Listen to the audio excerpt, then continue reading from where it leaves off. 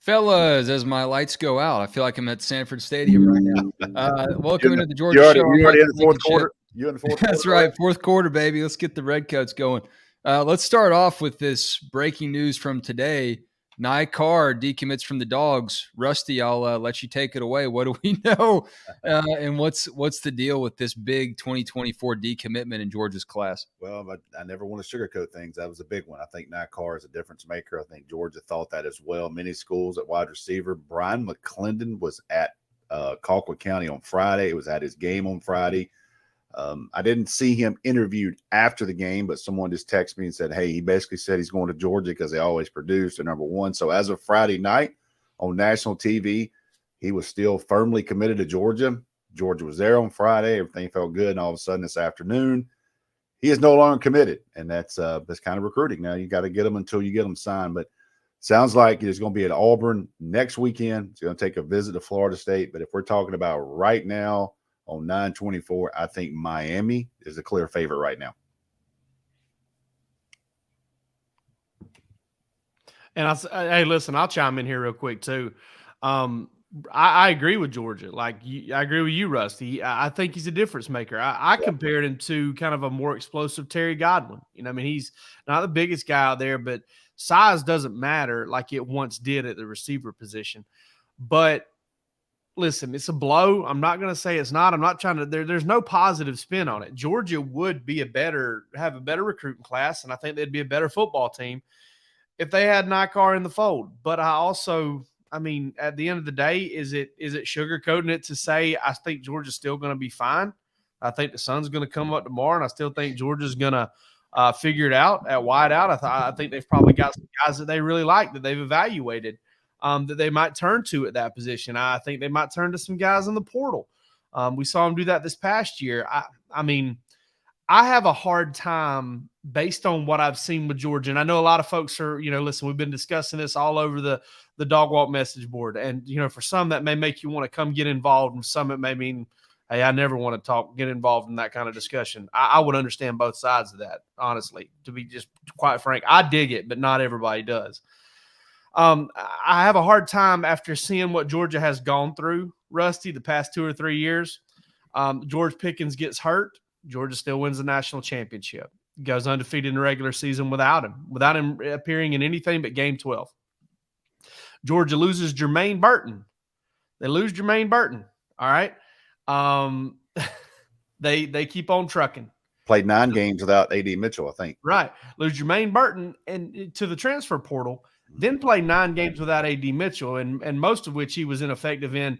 3 of those that he actually appeared in, he didn't do anything in because he was still injured or just barely getting back in. So you played, all those games without A.D. Mitchell and Jermaine Burton leaving. Then you lose A.D. Mitchell and kind of just keep going. So I just have a hard time getting super concerned about it because it's not like they're barely getting by and they're barely cobbling it together. They're doing great. They're figuring out a way to be really good. And, we'll see. I'm honestly, if Carr is completely not going to end up at Georgia, which it looks like he's not, I'm just really interested to see what Georgia has for an answer because they seem to always have one. Robert Peterson says, can someone please explain to me why Georgia can't land an elite receiver and they have the top quarterback in the class? That is the weakness of this, a lack of elite receivers on the roster. Just average wide receivers. I think that's a great point. You got Dylan Raiola committed and Ryan Puglisi. You'd think, logically, with that kind of talent slinging the ball around, you should have a steady line of receivers lining up to come play with them. Can we demystify that one a little bit? Well, I think one of the things that Georgia's always faced, and is they don't have a 1,000-yard receiver. And whatever that means, Georgia spreads the ball out. They did it under Monken. I do believe if George Pickens wouldn't have got hurt, he would have got 1,000 yards. But, I can't sit here and say Georgia's going to make a receiver have 1,000 yards because the best player in the country, if not a top player in the country, is Brock Bowers. And you saw what he did last night. I mean, he is by far the best player on offense. And if you take Marvin Harrison out of the game, I think Brock Bowers is the best offensive player in America that's not a quarterback. So Georgia's they're not gonna feature, wide receivers. Are they gonna spread the ball out? They're definitely gonna spread the ball out. Everybody gets touches, but you're not gonna get 1,000 yards worth of yards. So I wouldn't say like elite wide receivers. But if you want to just say, I've talked to recruits over the years. Jake used to cover recruiting as well. Georgia gets killed on not having 1,000-yard receiver. What was it? AJ Green, the last one? Or Terrence Edwards, maybe? Terrence Edwards is the one and only. Yeah, Terrence Edwards. So you look at that, and it's just like, it is what it is. But I know Georgia shows those stats. I know they show these kids, look, everybody on our team touches the football. We spread 12 catches, 12 different guys against UAB. 12 different guys caught the ball last night. So, but listen, a couple years ago, Trey Scott faced this. Georgia faced this with D-line. They were not getting D-linemen drafted for like 5 years. And as soon as he did, it was a wrap. And it's been that's over. Glenn Schumann didn't play college football. Schools killed him, saying this guy doesn't know how to do it. Well, that's over.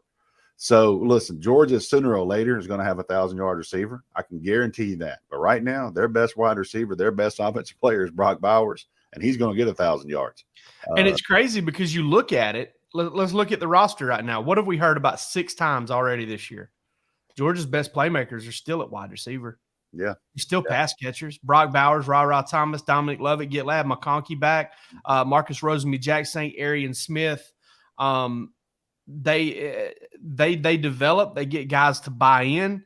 Mm-hmm. It's more than just about signing a highly touted guy to high school. I mean, tell me what freshman could Georgia have brought in this past class that would just be ripping it up in this offense right now?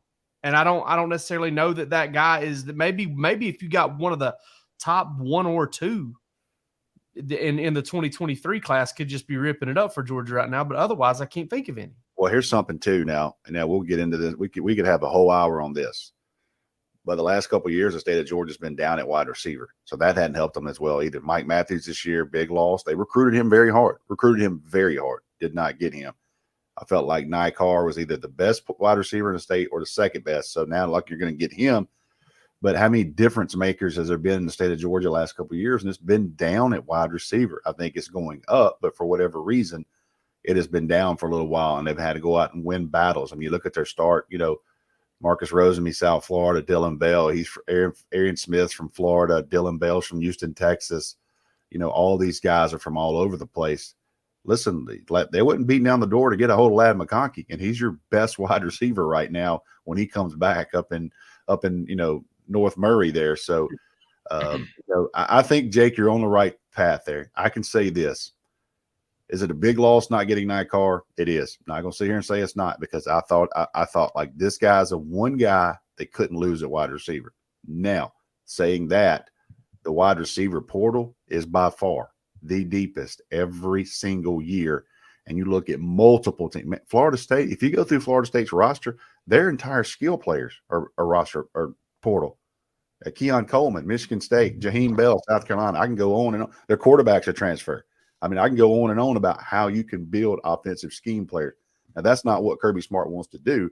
But if they get into what they think they need to do, they went in and got Ra Thomas and Dominic Lovett last year.